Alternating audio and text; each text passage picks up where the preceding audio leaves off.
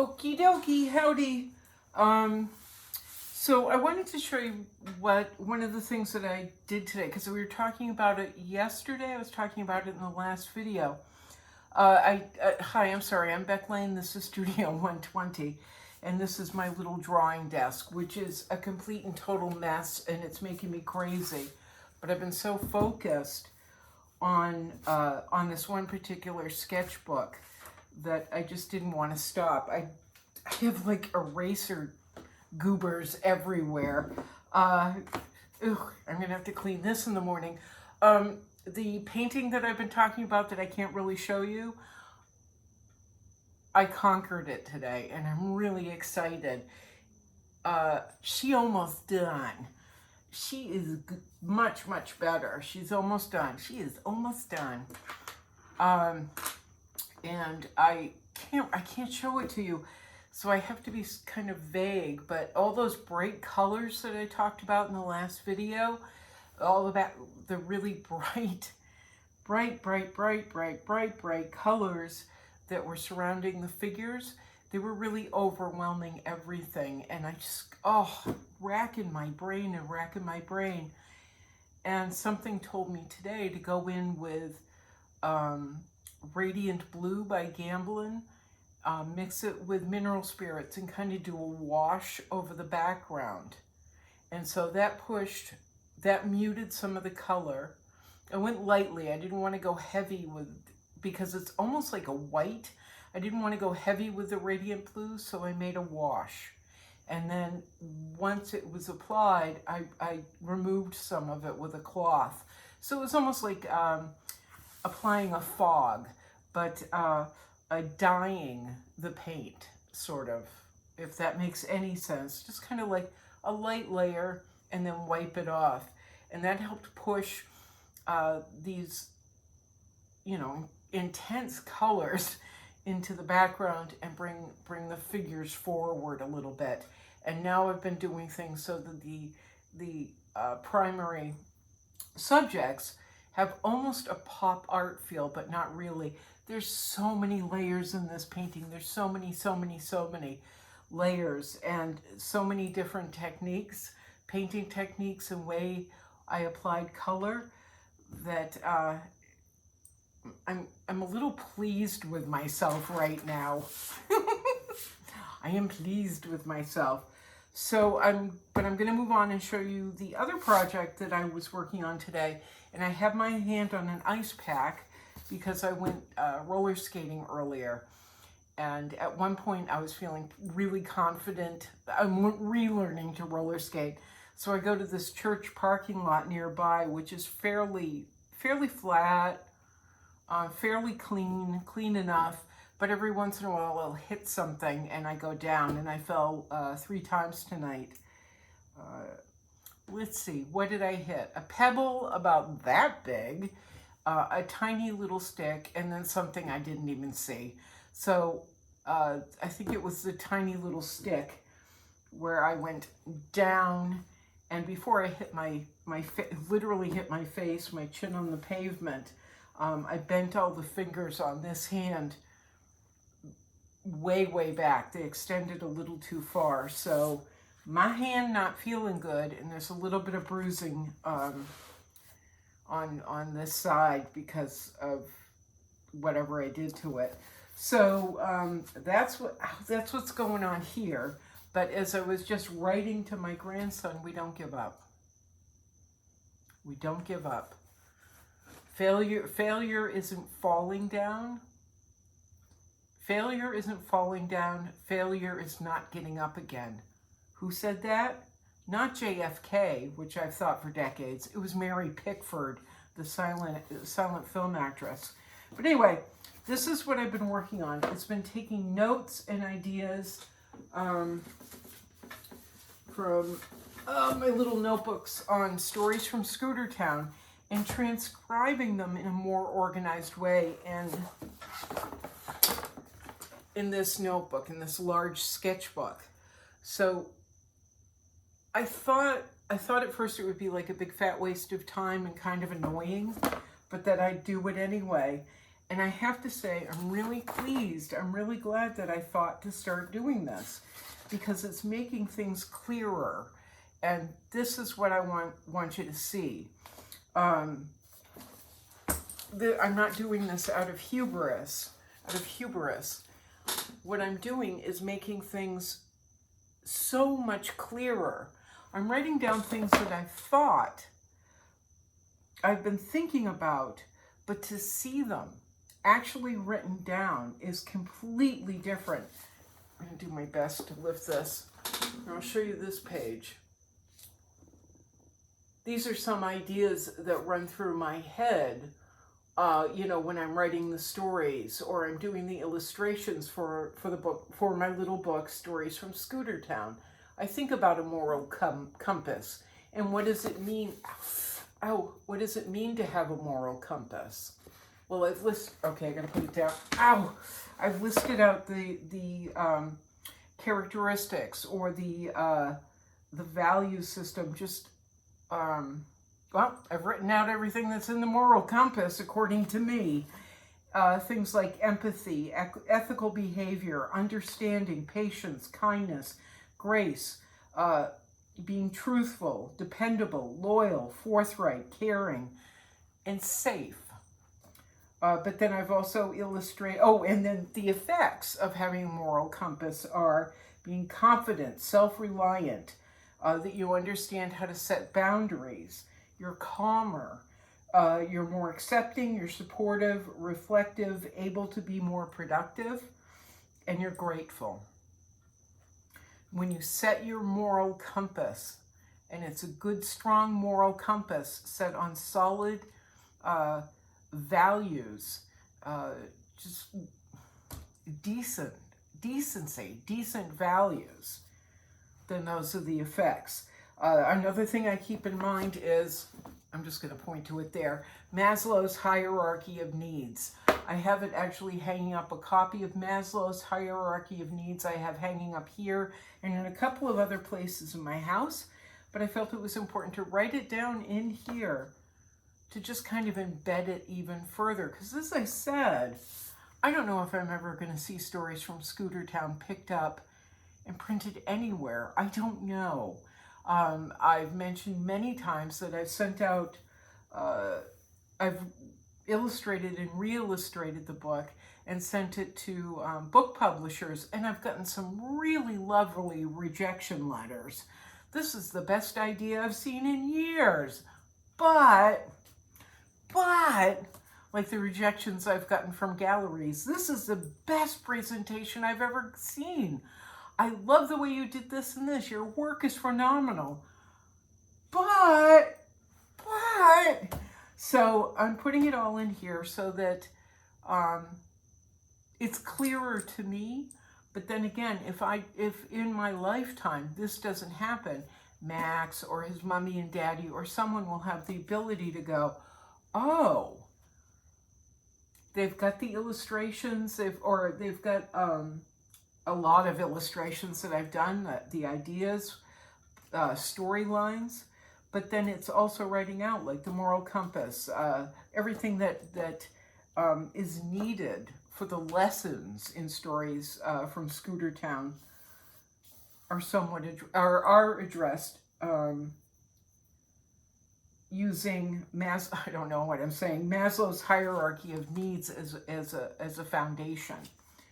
But anyway, a lot of what I deal with in Stories from Scooter Town are to imply that our lives are a puzzle. And I address certain things that that are difficult, or characters that are difficult, or interpersonal relationships and how they work, in community, a sense of community and how it can work and how things can go awry. But how do we use a defined moral compass to set everything right again? It's not about the character being right or wrong. The characters are living through their own understandings and their own experiences. So how do we set this right as a community? How have we decided to be or live as a community? So, but when there is trouble, when there, ow, God, I gotta stop falling down. But I always get back up. Several of the characters have their own issues. Being raised without a birth parent, being raised in a violent or abusive home, being raised by a grandparent. I've got several different ways that these characters were introduced to life, or we're at the beginning of their lives, and it's how the beginning of their lives have affected them, and what do we learn, and how do they express themselves, or express the trauma, the damage, or the support that they did get if they were brought up with two parents, if they were brought up in a single mother home or a single parent home, blah, blah, blah, blah, blah, blah, blah. It's very late at night, so, and I'm me. But anyway, one thing I needed to define for myself is our characters who have had difficulties, who, things are not always smooth sailing. Nothing's ever smooth sailing with people. Anyway, when we've suffered a trauma, or we're okay, never mind. When you suffered a trauma or something or other, you kind of get it. It's like we're a puzzle with some pieces missing. So illustrating that out helped me to helped me to be able to think through, although I'm not articulating it well at all, being able to think through exactly what I envisioned or something. So anyway, our life is like a puzzle, and when things go awry, it's like the puzzle pieces are missing. And what happens when we lose those puzzle pieces? Let's say we're brought up in an abusive home. There's a breakdown in family in an abusive home, or an unwieldy home, or a home with issues. Every home has issues, but anyway, oh my God, I should just start this video again. What happens? What happens when those missing pieces are so monumental? We can't just get back up again. A bag of ice isn't going to help. We feel loss. We feel, here, and I wrote it all out. Missing pieces. When things, oh my God. I wish my head would work. I wish my head would work right. When we have suffered a loss or a trauma, what do we lose? We lose love. We lose relationships, support, validation, safety, our basic needs. And that brings me back to Maslow's hierarchy of needs. We feel we lose community. We lose self-worth. We lose confidence, the feeling of safety, security. And then the consequences are, and this is another section I've listed out, the consequences of all that loss. We grieve, and we can grieve for decades, over an abusive situation, mental, emotional, physical. It brings on, that grief brings on anger, fear, bullying, stress, insecurity, shame, discord, inaction, sadness, depression, anxiety, PTSD, repeating. We have a tendency to repeat the broken relationships with new people until we feel we've gotten it right, and it never works out. But we do. We just repeat it and repeat it and repeat it, hoping the madness will stop. We repeat relationships and situations meant to correct loss, abuse, and unsafe conditions and experiences. And another consequence can be violence. The abused can act out, or the one who's been left behind, or the one who feels abandoned. And then I just started to get into, ow, ugh. I started to write out my characters. So each character is getting a page. Right here is Scooter. Scooter is the town founder and mayor. I've listed out a little bit of his history. I also wrote down in some of the notes on some of the characters, very little history is known. What are the character traits? I've got character traits, his skills and hobbies. And then on the bottom, I have special notes, like communicates well physically and verbally and physically, is a good leader, respected. He's magnetic, clear. And I have a note that says older, but not frail. I move over to Honey Bear. Honey Bear is basically, you know, a 3-year-old, 3 or 4-year-old, but I have 4 to 7. Sorry, that's part of my notes. You don't know what I'm thinking. I'm just making noises with my mouth. Honey Bear. Up here it says Scooter's grandson, his background, his character traits, his interests, which is basically playing. But then what his possible age could be. And I think of him like a 3-year-old, but he could be a 4 to 7-year-old, you know, just an immature 7-year-old. But he's happy and he's go-lucky and he's silly and he's innocent.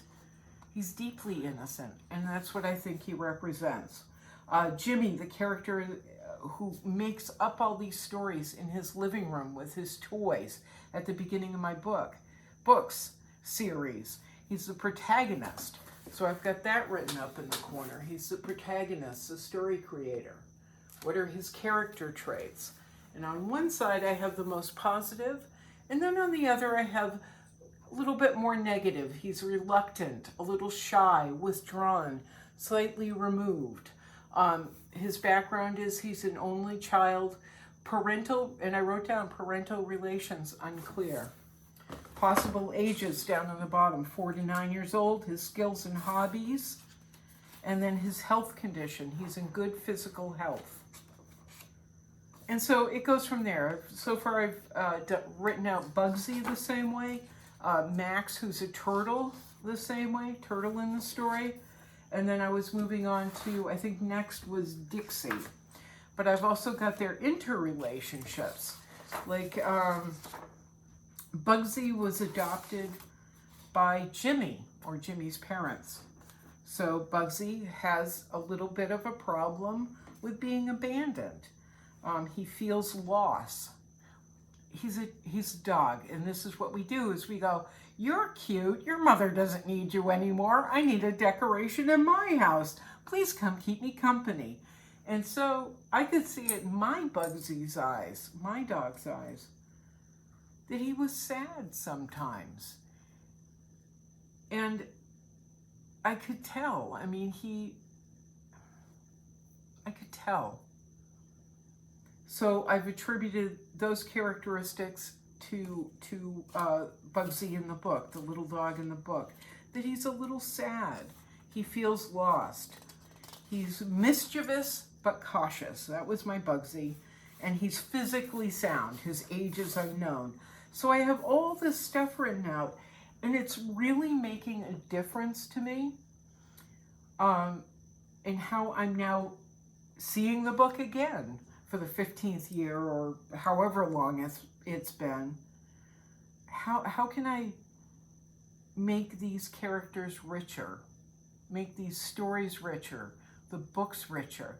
Although I had all this running around in my mind, seeing it written out is totally different. So now when I go sit down to draw Bugsy or Max, I thought I had more written. Guess not. Or Dixie. These are my little cards where I've been keeping notes. when I go to draw or write out a storyline for Dixie, for Joel, for Jack, I can open up my book and go, okay, I have to approach it this way because this is how this character feels. A little fragile. Max is lovely, you know, diligent, a good friend, a great listener, really hears what the other characters are saying. But he's a little OCD, and he does tend to worry just a tad.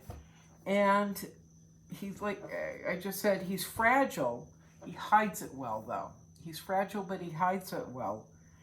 The bigger issue that I could write a story about is that, you know, about Max, is the turtle here, not my grandson.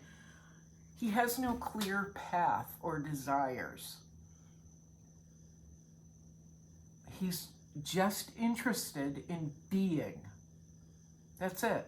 He really enjoys cooking. He enjoys cooking, gardening, learning. He enjoys math, origami, poetry, but he really enjoys being light of heart and not being burdened. So this was the this in painting was the big project today, but I really want to share this with you because I have a tendency to, when I'm painting people, I'm thinking things like this. I'm thinking about who the people I'm painting are. What are their stories? What possibilities could we open up for the viewer in capturing my faces and figures? By having them written down, it's really changing how I feel about this, how much it's making me feel stronger, and it's making me feel this is completely necessary. This silly little Stories from Scooter Town book series that I've been working on forever and ever and ever. Yeah, for like 15 years actually. When I injured myself, surprise, at 42, and maybe it was just 10 years. I'll have to think about it. But this is something I've done over and over and over again. But now I have a much clearer view, and it's just writing it down. Taking down my notes.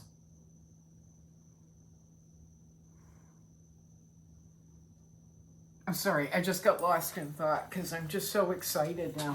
Anyway, that's it. I'm Beck Lane. This is Studio 120. Please like and subscribe. Also, if you'd like to help support Studio 120, there are a bunch of links down below, including PayPal, Cash App, Patreon, and TeePublic, where you can buy prints of my artwork on t-shirts, posters, and a bunch of other stuff. You know what? I really gotta go get another ice pack and eat something too. My little knuckles are so swollen.